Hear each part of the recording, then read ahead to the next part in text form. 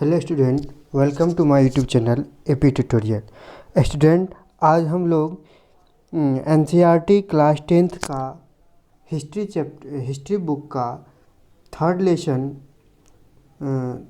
भारत में राष्ट्रवाद, ठीक है, चौथा लेसन है ये, भारत में राष्ट्रवाद। ये लेसन का सारा ऑब्जेक्टिव हम करा रहे हैं। इस तरह से आप देखिए कि गदर पार्टी की स्थापना किसने और कब की। गदर पार्टी की स्थापना किसने और कब की, आपके एग्जाम में बहुत बार पूछा गया। ये MVVI क्वेश्चन है, मोस्ट VVI क्वेश्चन है। तो देखिए, गदर पार्टी की स्थापना ऑप्शन नंबर ग होगा, लाला हरदयाल 1913 ईस्वी में। गदर पार्टी की स्थापना किसने किया था? तो लाला हरदयाल ने 1913 ईस्वी में, याद रखना है। गदर पार्टी की स्थापना किसने किया? तो गदर पार्टी की स्थापना लाला हरदयाल ने 1913 ईस्वी में किया। देखिए, सेकंड क्वेश्चन है कि जलियांवाला बाग हत्याकांड किस तिथि को हुआ। देखिए, जलियांवाला बाग हत्याकांड 13 अप्रैल 1919 ईस्वी को हुआ था। देखिए दोस्तों, जलियांवाला बाग हत्याकांड जो हुआ था उसमें अंग्रेज़ों ने एक एक्ट लाया था, रॉलेट एक्ट। रॉलेट एक्ट, इसको समझिएगा और ये लिखने का भी कोशिश कीजिएगा, क्योंकि 2 नंबर में यह पूछ देगा कि रॉलेट एक्ट क्या होता है। तो स्टूडेंट, रॉलेट एक्ट एक ऐसा कानून था जिसके द्वारा मात्र लोगों को संदेह के आधार पर पकड़कर सज़ा दी जाती थी, और उस सज़ा के विरुद्ध कोई भी आप न वकील रह सकते थे, न अपील कर सकते थे, न दलील कर सकते थे। ठीक लिए, इसलिए इस एक्ट को, रॉलेट एक्ट को भी यह भी कहा गया है कि बिना अपील, बिना वकील, बिना दलील का कानून। इस एक्ट के तहत बहुत निर्दोष लोगों को पकड़कर जेल में डाल दिया जा रहा था। तो अमृतसर में डॉक्टर सतपाल और सफेदुद्दीन किचलू, 2 क्रांतिकारी नेता ने इस एक्ट का विरोध किया। उस विरोध करने पर तत्कालीन ब्रिटिश शासन जो चल रही थी उसके द्वारा उसको जेल में बंद कर दिया गया था। उसी दोनों नेता को जेल से निकालने के लिए अमृतसर में, पंजाब में एक अमृतसर जगह है, उस जगह में एक बाग था। उस बाग में सभी लोग इस एक्ट के बारे में, इस कानून के बारे में बैठकर विचार कर रहे थे। तो एक भारतीय हंसराज नामक व्यक्ति ने उस समय के जो जनरल और डायर थे उनको इसकी सूचना दी, और उन्होंने इस निहत्थे लोगों पर गोलियां चलवा दी, जिससे हजारों लोगों की मृत्यु हो गई। इसी नरसंहार को जलियांवाला बाग हत्याकांड कहते थे, क्योंकि अमृतसर के जलियांवाला बाग था, उसमें हुआ था यह घटना। 13 अप्रैल 1919 ईस्वी को हुआ था। चलिए, इससे विस्तृत में जब हम इसका पूरा लेसन पढ़ाएंगे, अभी हम ऑब्जेक्टिव सीरीज चला रहे हैं, सारे हिस्ट्री का 1 बाय 1 लेसन करके सारे ऑब्जेक्टिव आप लोगों को याद करवाने का प्रयास कर रहे हैं, और आप लोग की सहायता मिले तो हम आपको पूरे ऑब्जेक्टिव याद करवा देंगे, और फिर उसके बाद हम आपको लेसन पढ़ा के फिर आपको लघुत्तरीय या दीर्घोत्तरीय क्वेश्चन करवाऊंगा। उसके बाद देखिए, लखनऊ समझौता किस वर्ष हुआ।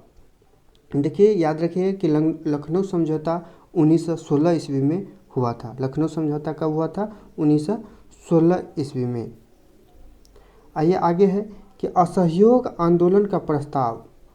असहयोग आंदोलन का प्रस्ताव जो है कांग्रेस के किस अधिवेशन में पारित हुआ था। देखिए, असहयोग आंदोलन का प्रस्ताव कांग्रेस के किस अधिवेशन में पारित हुआ था? तो कांग्रेस के नागपुर अधिवेशन में। ध्यान रखिएगा, कांग्रेस के नागपुर अधिवेशन में दिसंबर 1920 को नागपुर अधिवेशन में पारित हुआ था। यह असहयोग आंदोलन 1920 में स्टार्ट हुआ था, और यह आंदोलन जो है सो 2 सालों तक चला था। 2 सालों तक, यानी कि 1922 तक। कब? 1922 तक। इसमें गांधी जी कहे थे कि अहिंसा पर, हिंसा नहीं करना है, अहिंसात्मक रूप से इस आंदोलन को चलाना है। परंतु उत्तर प्रदेश के काकोरी नामक जगह पर, ठीक है, वहाँ पर बहुत सारे थाने को जला दिया गया। काकोरी नहीं, सॉरी, चौरी चौरा जगह है। उस चौरी चौरा में एक थाना था, उस थाना पे जितने भी फोर्स थे उसको जिंदा जला दिया था। तो इस घटना से त्राहित होकर महात्मा गांधी ने 1922 ईस्वी में असहयोग आंदोलन को वापस ले लिए थे। और चौरी चौरा का घटना भी अगर पूछे तो ही 5 फरवरी 1922 को हुआ था। चौरी चौरा घटना 5 फरवरी 1922 को हुआ था। तो असहयोग आंदोलन का प्रस्ताव कांग्रेस के किस अधिवेशन में? तो दिसंबर नागपुर अधिवेशन में। और कब स्टार्ट हुआ? तो 1920 में, ख़त्म हुआ 1922 में। और जब ख़त्म हुआ कब? 5 फरवरी 1922 को। और इस घटना को कहते हैं हम लोग चौरी चौरा घटना। इस पे 2 नंबरी में अगर पूछे यानी कि लघुत्तरीय में, तो उसमें भी आप जवाब दे सकते हैं। यह पूछ दे कि चौरी चौरा की घटना कब हुई? तो 5 फरवरी 1922 को। चलिए 5वां नंबर है कि भारत में खिलाफत आंदोलन कब और किस देश के शासक के समर्थन में शुरू हुआ था? तो स्टूडेंट, खिलाफत आंदोलन है जब विश्व युद्ध हो रहा था, उस टाइम ब्रिटेन के द्वारा तुर्की जो थे, तुर्की के खलीफा पद को ख़त्म कर दिया था, जिससे विश्व भर के मुसलमानों ने इसका विरोध किया था और भारत में भी इसका विरोध हुआ था। तो यही तुर्की के समर्थन में 1920 में खिलाफत आंदोलन भारत में हुआ था। चलिए 6ठा क्वेश्चन देखते हैं कि सबने अवज्ञा आंदोलन कब और किस यात्रा से शुरू हुआ? ठीक है, सबने अवज्ञा आंदोलन महात्मा गांधी के द्वारा शुरू किया गया था। कब? तो 1930 दांडी यात्रा। ठीक है, सबने अवज्ञा आंदोलन कब और किस यात्रा से शुरू हुआ? तो 1930 की दांडी यात्रा से शुरू हुआ। चलिए 7 नंबर क्वेश्चन पर चलते हैं। 7 नंबर क्वेश्चन है कि पूर्ण स्वराज की मांग का प्रस्ताव कांग्रेस के किस वार्षिक अधिवेशन में हुआ? ठीक है, पूर्ण स्वराज की मांग कांग्रेस के किस अधिवेशन में हुआ? तो इसको याद रखेंगे 1929 की लाहौर अधिवेशन में। 1929 की लाहौर अधिवेशन में पूर्ण स्वराज की मांग उठाया था कांग्रेस ने। ठीक है, आइए 8वां नंबर क्वेश्चन है कि राष्ट्रीय स्वयंसेवक संघ, जिसको हम लोग अभी कहते हैं RSS, ठीक है, राष्ट्रीय स्वयंसेवक संघ की स्थापना कब और किसने की? तो 1925 में केवी हेडगेवार ने की थी। केवी हेडगेवार ने राष्ट्रीय स्वयंसेवक संघ की स्थापना किसने की थी? केवी हेडगेवार ने। चलिए 9 नंबर क्वेश्चन पर चलते हैं कि वल्लभ भाई पटेल को सरदार की उपाधि किस आंदोलन के दौरान दी गई? तो वल्लभ भाई पटेल को सरदार की उपाधि किन्होंने दी?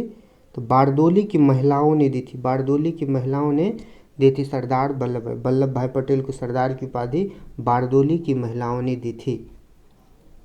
चलिए स्टूडेंट, अभी तक अगर आप लोग सब्सक्राइब नहीं किए हैं तो प्लीज़ सब्सक्राइब कीजिए और ज़्यादा से ज़्यादा शेयर कीजिए। ठीक है, और जो फर्स्ट चैप्टर का ऑब्जेक्टिव, सेकंड चैप्टर का, थर्ड चैप्टर का नहीं देखे हैं तो प्लेलिस्ट में जाए, प्लेलिस्ट से देखें, या डिस्क्रिप्शन बॉक्स में आप जाएंगे तो वहाँ पर भी हम लिंक डाल दिए हैं, और देखें और ज़्यादा से ज़्यादा दोस्तों तक शेयर किए। देखिए रंपा विद्रोह कब हुआ था? देखिए रंपा विद्रोह 1916 में हुआ था। रंपा विद्रोह कब हुआ था? 1916 ईस्वी में। तो स्टूडेंट इतना था आपके सारा ऑब्जेक्टिव, और उसके बाद हम लेसन पढ़ाएंगे और लघुत्तरीय दीर्घोत्तरीय सारा का कराएंगे। पहले हम ऑब्जेक्टिव कर ले और ऑब्जेक्टिव आप लोग याद कर लेंगे। ठीक है, थैंक यू वेरी मच।